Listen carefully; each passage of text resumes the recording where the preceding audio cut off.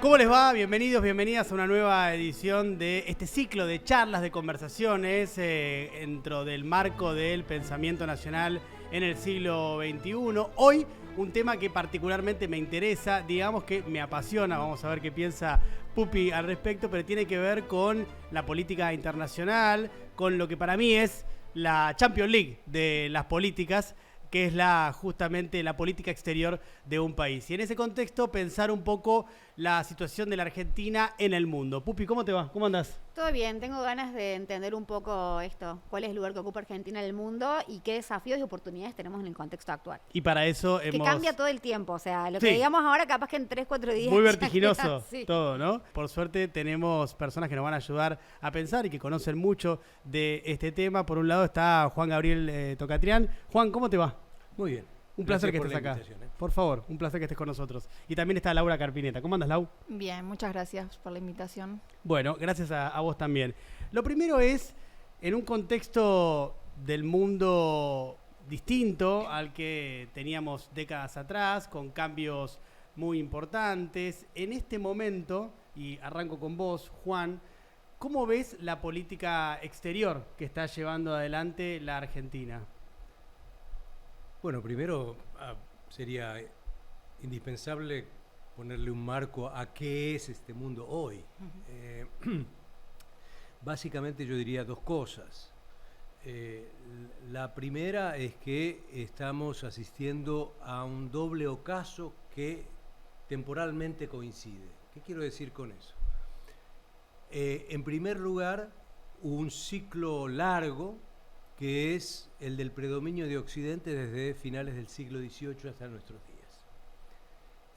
Este ciclo largo mostró que los valores, las instituciones, las reglas, los intereses de Occidente primaban, y no solamente primaban, sino que se universalizaban y llegaban a ocupar, digamos, el centro de los regímenes internacionales, los modos de articular la política, etc.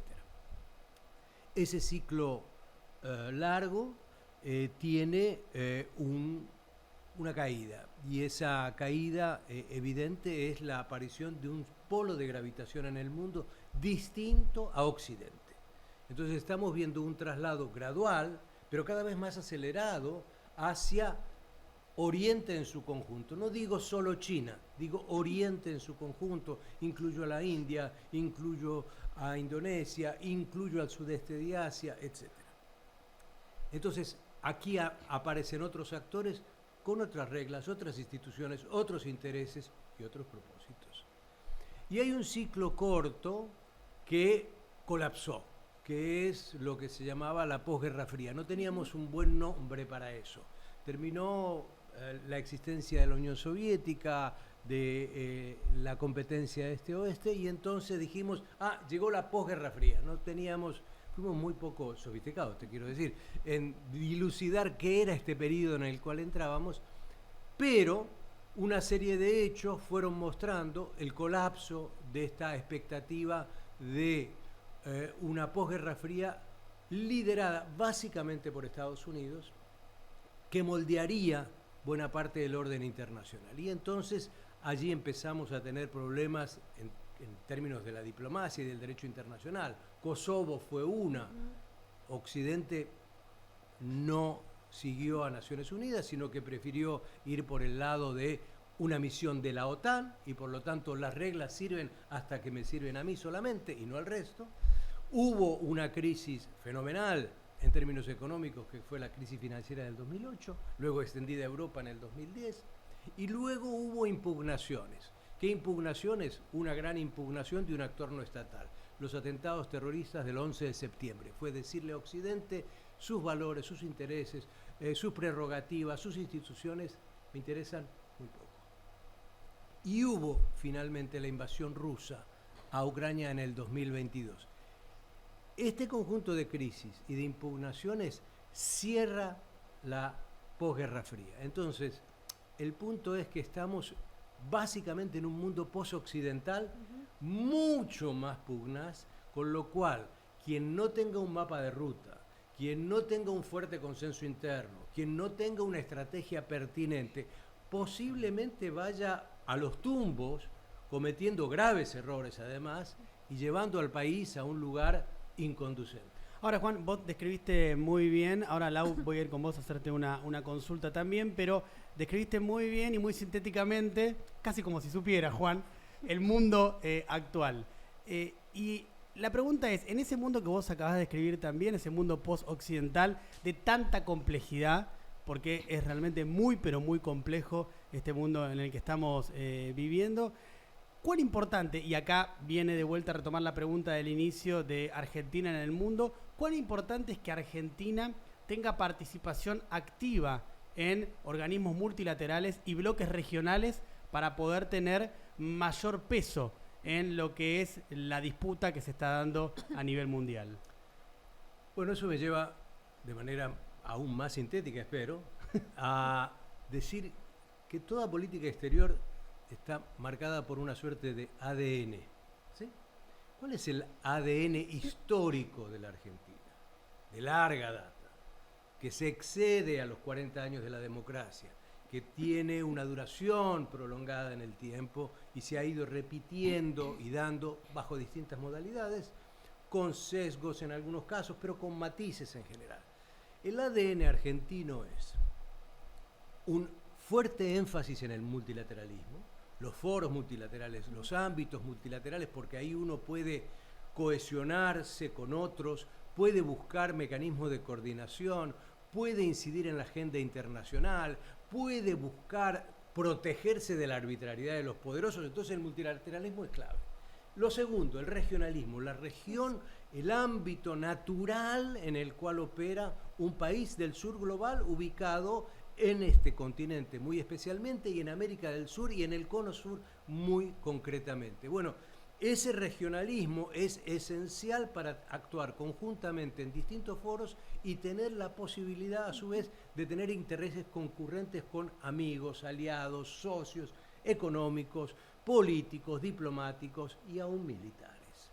Y lo tercero es el apego al derecho internacional. El derecho internacional como un instrumento clave que debe ponerse sobre la mesa porque es una forma de defender también el interés nacional.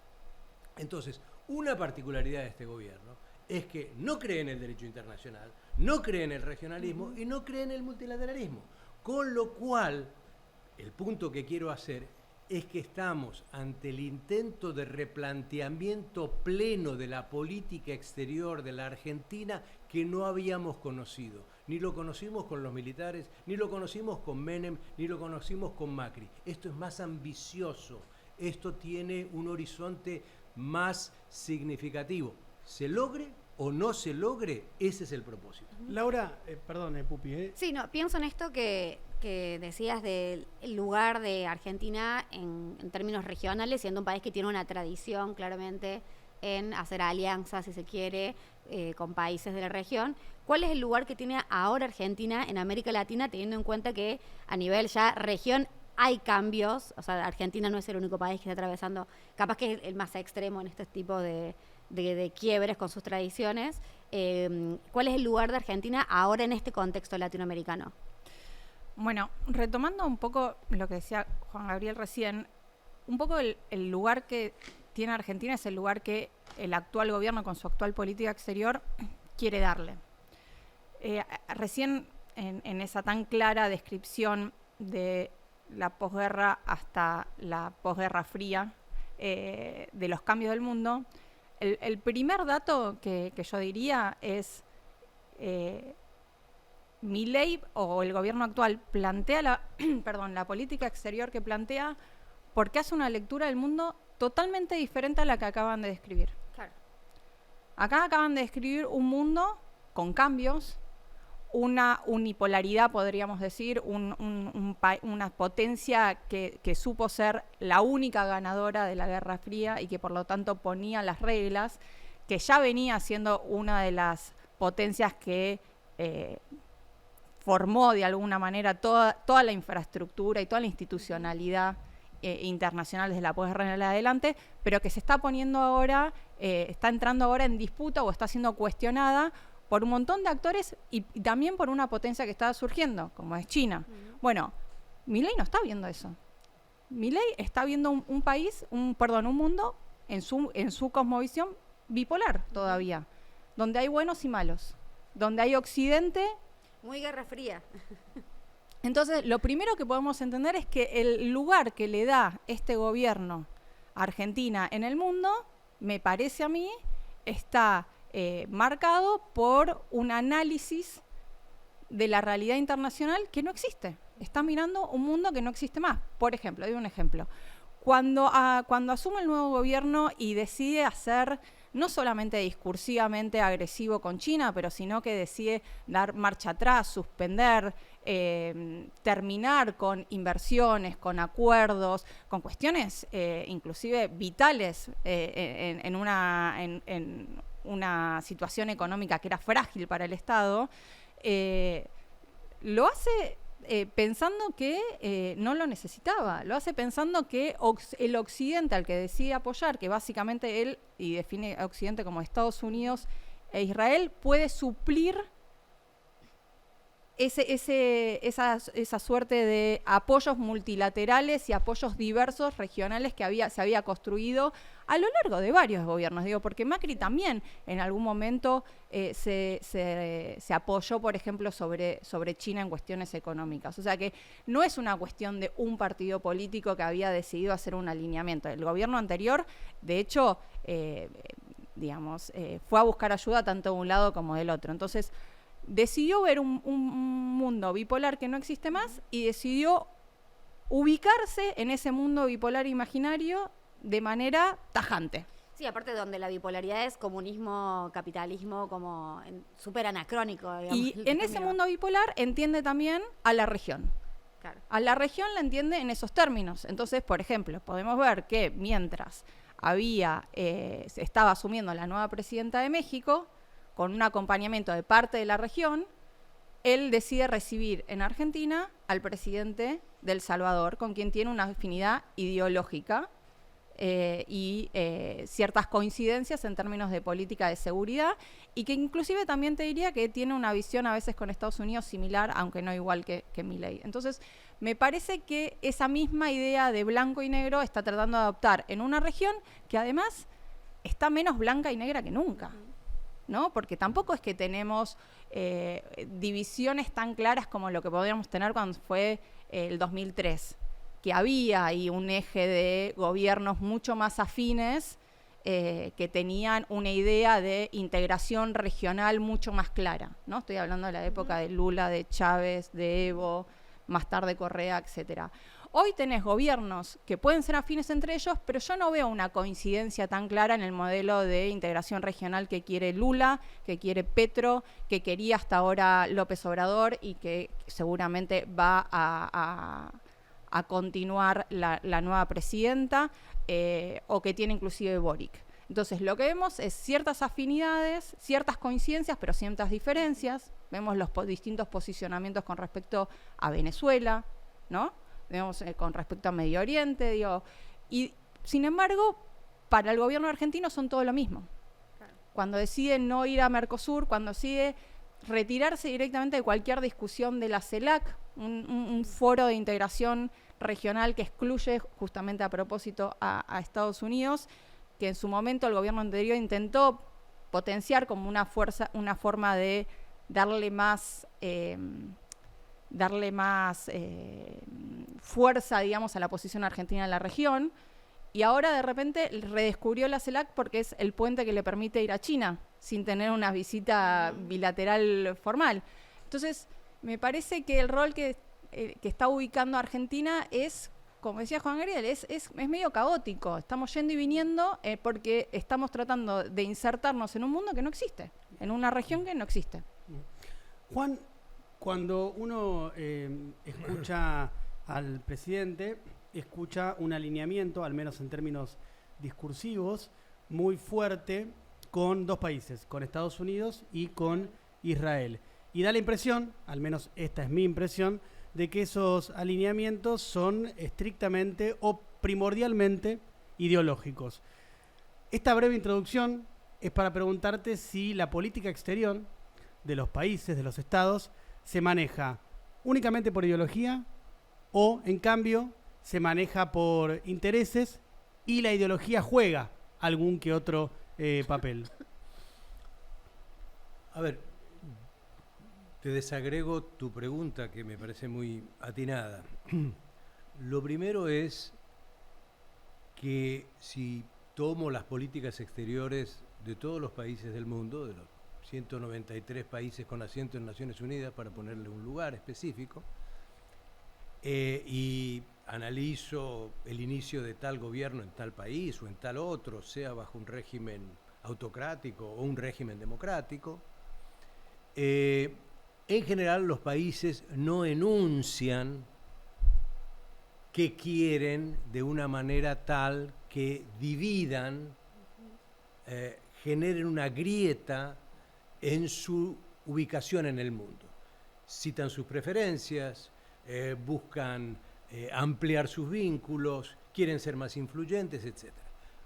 Pero claro, hay países que quieren anunciar, algunos gobiernos en esos países, sus preferencias. Y eso es por supuesto legítimo. Argentina, en el gobierno del presidente Milei, anuncia su preferencia. Es por Occidente, esto que es llamado hiperoccidentalismo, sitúa en dos países en particular, Estados Unidos, primordialmente y complementariamente Israel, y uno diría, bueno, hasta ahí puede gustar, disgustar, hasta ahí estamos en un modo usual de política exterior. Lo que es inusual, y me atrevo a decir que es un caso probablemente único en los últimos tiempos, es que un gobierno anuncie simultáneamente sus aversiones. Es decir, estas son mis preferencias, pero se guarda las aversiones. En algún momento necesita a otros, aunque no comulgue políticamente, doctrinariamente, partidistamente. Entonces aquí, muy rápidamente, el gobierno dijo, señaló sus anti-China, anti-Rusia, anti-Irán, anti-Palestina, anti-Venezuela. Bueno, a ver, ¿cómo es esto? ¿Vos tenés la musculatura para llevar a cabo esto? ¿Tenés la fortaleza material y el conjunto de vínculos que te permita sortear potenciales vulnerabilidades o contracciones de esos países? Difícilmente sea el caso argentino. En segundo lugar, ¿esto es un problema ideológico? Yo diría que no es un problema ideológico. Yo diría que la ideología, el sistema de creencias que los países, los gobiernos tengan en un momento dado, son parciales, nunca son definitorios o totales. Y tampoco es pragmatismo, digamos, no es, bueno, ahora busquemos hacer algo, entre comillas, con China, como bien señaló Laura. Yo creo que lo que marca a la administración Milei es el dogmatismo, es decir, el ser inflexible, el ser acrítico y el tener una visión anacrónica. Y por lo tanto eso lo lleva a potenciar vínculos que serían comprensibles si hubiese, por supuesto, algún vínculo que denotara ventajas para la Argentina. Pero en lo que va del tiempo, por ahora no los hemos visto. Y lo tercero que diría de Milei es que en el fondo, al final del día, los gobiernos a Milei le interesan poco. Le interesan los actores poderosos en el sistema internacional. Le interesan las big techs, le interesa el mundo de las finanzas, le interesa Elon Musk, le interesan personajes de este estilo, líderes ultraderechistas, le interesa un conjunto de actores que él cree que son funcionales para que su proyecto pueda realizarse, para que sus transformaciones, esta transformación extrema, radical a la que hice referencia, se realice. Todavía no hemos visto los dividendos de esta acción. Lo único que traigo a poner sobre la mesa es que ahí me parece que lo que vemos de la forma que tiene él de denostar, de insultar, de agraviar a gobiernos, no corre ningún costo hoy porque él está pensando en otra forma de interrelación, que son con actores poderosos del mundo. ¿Dónde están esos actores poderosos del mundo? ¡Ups! En Silicon Valley. ¿Dónde está Silicon Valley? ¡Ups! En Estados Unidos. Entonces, en su proyecto, la relación especial es con estos actores poderosos que pueden influir materialmente para que su proyecto de transformación de Argentina sea realizable. Veremos si lo logra. ¿Puedo sumar una cosita? Por supuesto. Porque te escuchaba hablar y pensaba, yo recién dije que el gobierno quiere insertarse en un mundo que no existe, que no es real. Y además creo cuando Juan Gabriel decía los principios históricos de la diplomacia argentina o de la política exterior argentina, que eran multilateralismo, regionalismo y derecho internacional. ¿Por qué Argentina adhiere a esos principios y los mantiene casi como una política de Estado, digamos, con incoherencias por momentos, pero lo mantiene? No porque somos buenos, sino porque se reconoce como un país, diría, de poco poder en el concierto de países internacionales. No somos una potencia, ¿no? Entonces, cuando vos no sos una potencia y estás en un mundo dominado por potencias, por una o por varias, depende del momento de la historia, tenés que buscar justamente herramientas que te permitan sumar fuerza, ¿no? Sumar fuerza estando adentro del Mercosur para negociar, sumar fuerza utilizando el derecho internacional para que te avalen tus argumentos y sumar fuerza en organismos multilaterales como puede ser la ONU cuando vas a reclamar por Malvinas, por ejemplo. Ahora, me parece que justamente el razonamiento detrás de esta política exterior que está planteando Juan Gabriel de Milei es que Milei muchas veces nos dijo que él quiere volver a ser que Argentina sea la potencia que fue, ¿no? Y tiende a hablar de ese país del 1800, que éramos potencia mundial, que estamos entre los primeros países. Él actúa como si fuéramos, como si él nos fuera a volver a poner en ese lugar, y por lo tanto él juega al nivel de las potencias. Por eso él no necesita el derecho internacional, por eso él no necesita de Brasil, o él cree que no necesita de Brasil o no necesita de China. También tiene que ver con cómo él se ve a sí mismo. Él lo ha dicho, soy la segunda persona más importante del mundo. Pero además, él cree que puede llevar a Argentina a un lugar en las asimetrías internacionales que a mí me parece que no es realista en gran parte. Y antes de venir acá, como yo tengo muy mala memoria, volví a releer un poco de los textos de Forja, porque no me acordaba mucho, y encontré una frase que me gustó mucho y me parece que aplica a la hora de pensar este gobierno, que hablaba de que la historia es una herramienta de poder para después justificar, digamos, relaciones de poder, relaciones de dominación, ¿no? Entonces yo pensaba, claro, si nos inventamos y nos creemos una historia en la que nosotros estábamos al mismo nivel que Estados Unidos, o que en su momento las potencias europeas, le vendemos, digamos, a la sociedad argentina que yo te puedo volver a poner, porque si vos estuviste en un lugar, podés volver a ese lugar, dice él. Entonces él está actuando como si nos va a volver a poner en ese lugar y desde ese lugar vamos a negociar de igual a igual con Estados Unidos. Y por eso, por ejemplo, denosta a lo que él ve como una potencia en deterioro que se está derrumbando como es Europa, por ejemplo. Entonces me parece que también yo veo que no solamente se está insertando en un mundo que no existe, sino que además se está proyectando como un país que yo no le veo posibilidades reales de estar a nivel de las principales potencias del mundo. No por desmerecer a Argentina, sino porque justamente la mejor forma de insertarse en el mundo es entender tus capacidades, tus fortalezas y tus debilidades y entender al lugar donde te estás insertando. Bueno, me parece que esta política exterior tiene la debilidad de que está leyendo mal las dos cosas. Sí, y un mal uso, no sé si un mal uso, pero una lectura errónea histórica, porque al mismo tiempo que reivindica a la Argentina agroexportadora de 1880 y demás, y a Sarmiento y a otras figuras, al final, digamos, es una lectura errónea, porque para llegar a esas políticas, para llegar a esa situación argentina, hubo un Estado que intervino en ferrocarriles, que intervino en economía. Entonces es un uso tendencioso, anacrónico y erróneo de la historia. Pero además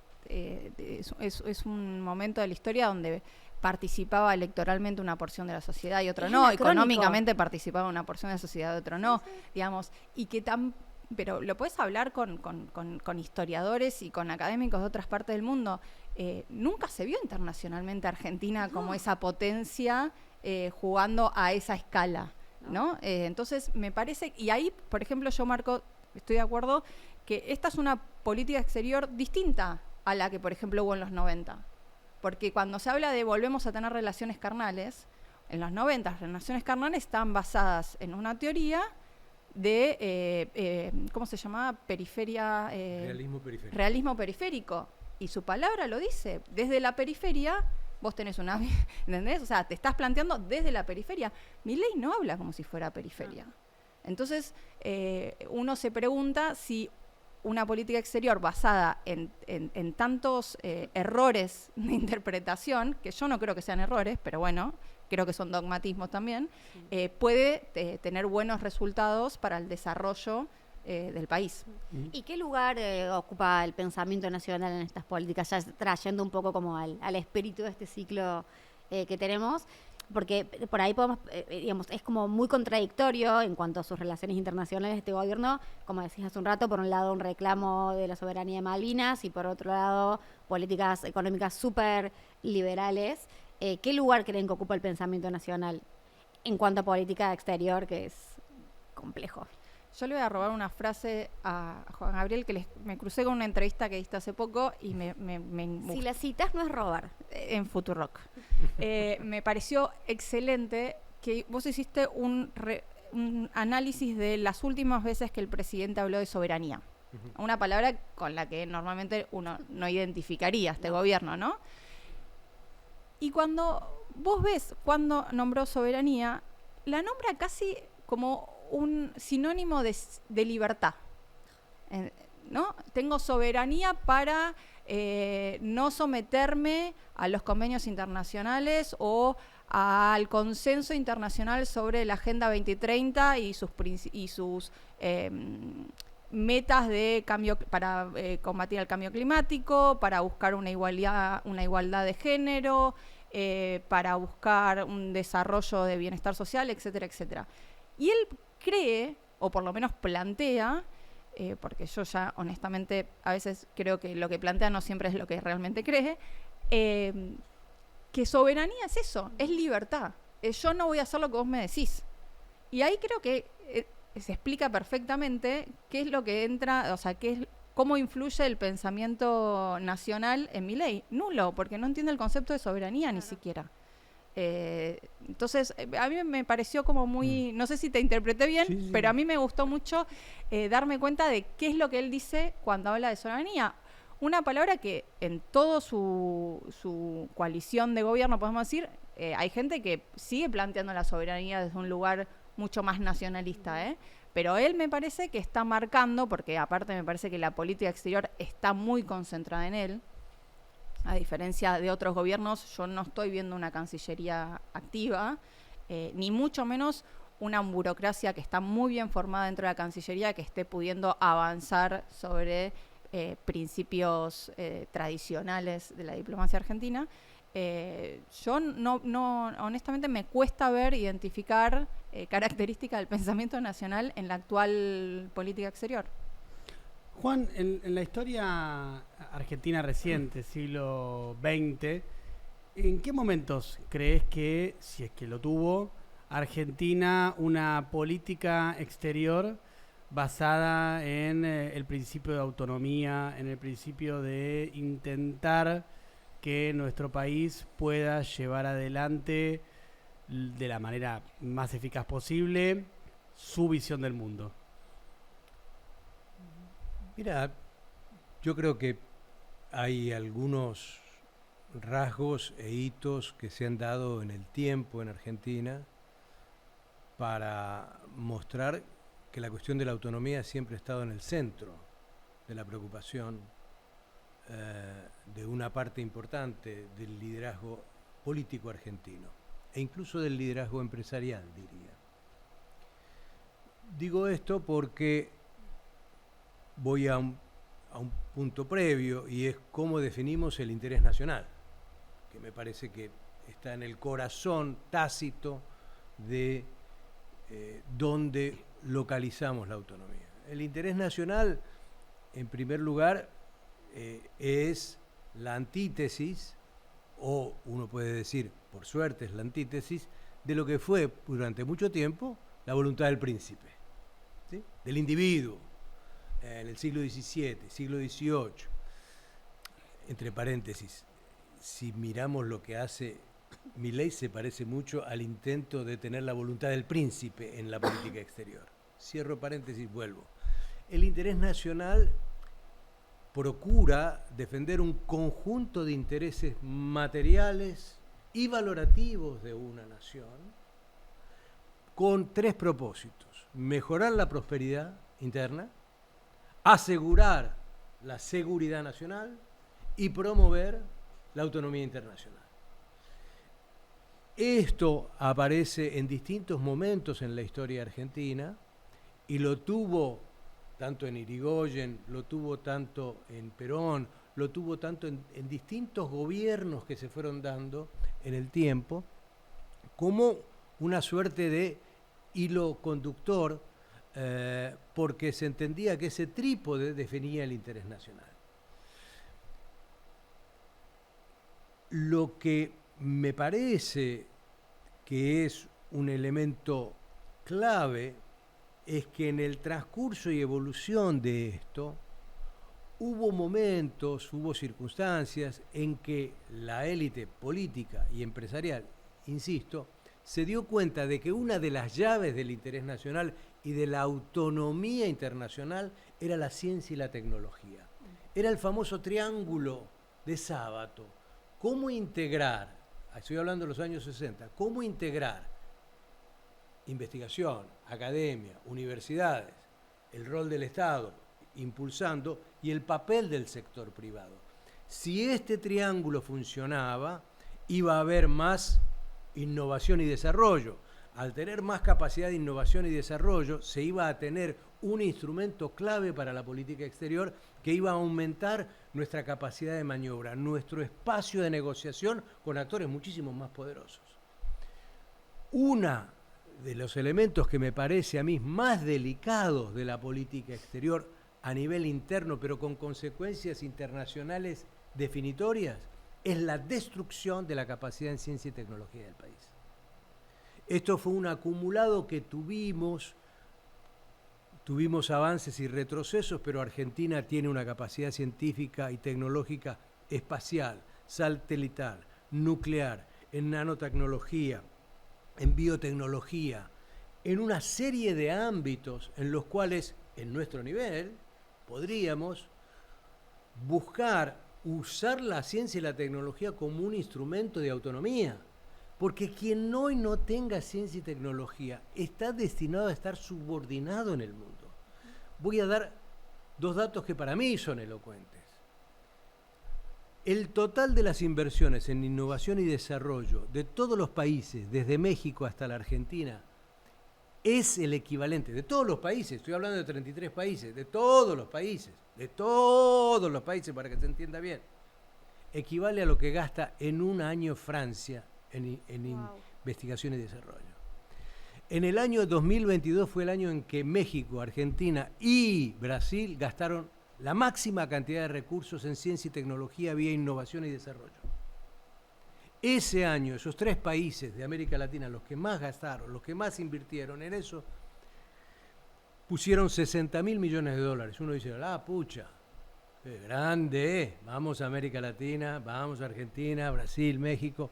Bueno, ese año Amazon invirtió en investigación y desarrollo $73.000 millones. Una sola compañía. Una sola. Cuando uno va y mira la Organización Mundial de Patentes de Propiedad Intelectual, donde los países llevan las patentes de innovación que tienen, es decir, que crearon en términos de ciencia y tecnología, y cómo eso derivó en un producto que fue usufructuado productivamente por los países. El sudeste de Asia lleva más o menos entre el 68 al 70% de las patentes a la Organización Mundial de Propiedad Intelectual. América Latina no pasa del 1.6%. Entonces, Argentina, que supo ser pionera en ciencia y tecnología, que tiene áreas avanzadas, significativas, está desarmando eso, que es el último tesoro que nos quedaba. Entonces, lo que me lleva a rebobinar y decir, hemos abandonado la posibilidad de pensar sobre la autonomía y lo único que estamos haciendo es actuando en función de la dependencia. Clarísimo. ¿Pupi? Clarísimo. Muy bien. Lau, un paralelismo que me interesaría antes de cerrar. Hay algunas similitudes y por supuesto algunas diferencias entre el proceso de Javier Milei y el de Jair Bolsonaro cuando fue presidente de Brasil. Diferencia podríamos marcar una de las fundamentales. Había en el bolsonarismo cierto afán nacionalista, al menos en algunos aspectos, que hasta el momento en Milei no se están verificando. Y después hay un montón de continuidades, como por ejemplo en lo que se denomina la batalla cultural. Ahora, la pregunta es, en Brasil, durante el periodo de Jair Bolsonaro, ¿vos observaste que la Cancillería brasilera seguía actuando y tratando de mantener cierto nivel de autonomía por parte de Brasil o lo asemejás más a lo que está pasando ahora con la Argentina? No. Claramente Itamaraty, que es como se conoce la Cancillería en Brasil, la burocracia siguió funcionando y funcionó en muchos casos como cortafuego de decisiones presidenciales que no avanzaron o no avanzaron de la misma manera que querían desde la presidencia. Algo similar a lo que pasó durante el gobierno de Trump. Y eso te marca también es que termine de vaciar, en el caso de Estados Unidos, el Departamento de Estado, porque son esas burocracias, digamos, estamos hablando de liderazgos que buscan apropiarse de las distintas funciones centrales de los gobiernos, ¿no? Entonces, presidentes que a veces actúan como cancilleres o que ponen cancilleres débiles a los que no les dan funciones o les dan funciones periféricas, que es un poco lo que está sucediendo acá. Ahora, las burocracias, especialmente burocracias tan profesionalizadas y estables como suelen pasar en las cancillerías, en Argentina, por ejemplo, si yo no me equivoco, creo que tenemos 2 escuelas de formación profesional nada más en el país. Uno es para guardiaparques y otro es para diplomáticos. O sea, hay un capital ahí que no se está utilizando y que en estos casos, como el de Brasil, de Bolsonaro y de Trump, demostraron que sirven para que no se destruya todo, por lo menos para que no se destruya todo tan rápido, especialmente en políticas que necesariamente tienen que ser de largo plazo o de mediano plazo. No, la política exterior difícilmente, si uno la trata como coyuntural, vas a estar sin brújula, ¿no? Porque justamente esto es un acumulativo, la política exterior. Que vos logres que haya argentinos en primeras o segundas o terceras posiciones en organismos internacionales importantes, no es solamente porque esa persona tiene una gran capacidad o porque en ese momento, como muchas veces pasa en nosotros los periodistas, que hablamos y digo, bueno, hubo una negociación y hubo negociaciones con tal país y tal país para que diera los votos. También hay algo de acumulación, o sea, Argentina viene estando muy presente, por lo que justamente decía Juan Gabriel, porque era una de sus patas principales el multilateralismo. Bueno, Itamaraty funcionó, no funcionó igual que en otras oportunidades y no. Bueno, la presidencia son países presidencialistas. Lo que vemos ahora es que cuando asume un nuevo gobierno, Itamaraty todavía seguía, bastante activo y, por ejemplo, puso límites a la hora de trasladar la embajada brasileña en Israel. Porque justamente, ¿qué pasó? Los países árabes empezaron a presionar con que iban a frenar las importaciones de carne, entonces los sectores de grandes ganaderos fueron a presionar. ¿Y dónde fueron a presionar? Fueron a presionar a Itamaraty, claro, porque sabían que no iban a poder encontrar un diálogo que no fuera, si querés, hiperdogmático, hiperideologizado en el presidente. Ahora, en Argentina yo lamentablemente estoy viendo un vaciamiento de funciones de la Cancillería. Me está costando y lamentablemente esto no es nada más de este último gobierno, está pasando que se está bypaseando la Cancillería, y eso es preocupante porque toman decisiones o asumen procesos personas que no están interiorizadas, justamente lo que estamos viendo, no están interiorizadas con las realidades internacionales, no están interiorizadas con las relaciones entre países, y entonces vemos que pasan, por ejemplo, cuestiones como la de la Embajada Argentina en Venezuela, ¿no? Que se toma una decisión desde presidencia sin tener en cuenta que existía una situación diplomática que hacía que no podamos simplemente ir y romper relaciones o generar una ruptura de relaciones con Venezuela. ¿Y qué apareció? Apareció uno de los países de la región que nosotros, en nuestra nueva visión bipolar, considerábamos malos, que nos viene a rescatar de esa situación.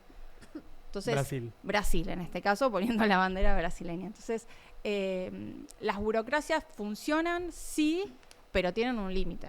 O sea, depende de los gobiernos de ir denostando cada vez más y vaciando de contenido. Justamente cuando uno habla de, fíjate en Argentina, uno habla de burocracia, en general es una palabra peyorativa. Y acá en varias oportunidades lo hemos usado como algo que justamente edifica al Estado. Lau, Juan, gracias a ambos. ¿Cómo la pasaron? Buenísimo. Menos mal, es muy importante eso. Nos queda claro que es compleja la situación en cuanto a políticas internacionales y que estamos viendo un fenómeno que hasta este momento por lo menos no habíamos visto nunca en cuanto a política internacional en nuestro país. Así con es. desafíos. Desafíos. Bueno, gracias a ambos, de verdad. Ha sido un placer. A ustedes. Y nos volvemos a encontrar en la próxima emisión de este ciclo de charlas.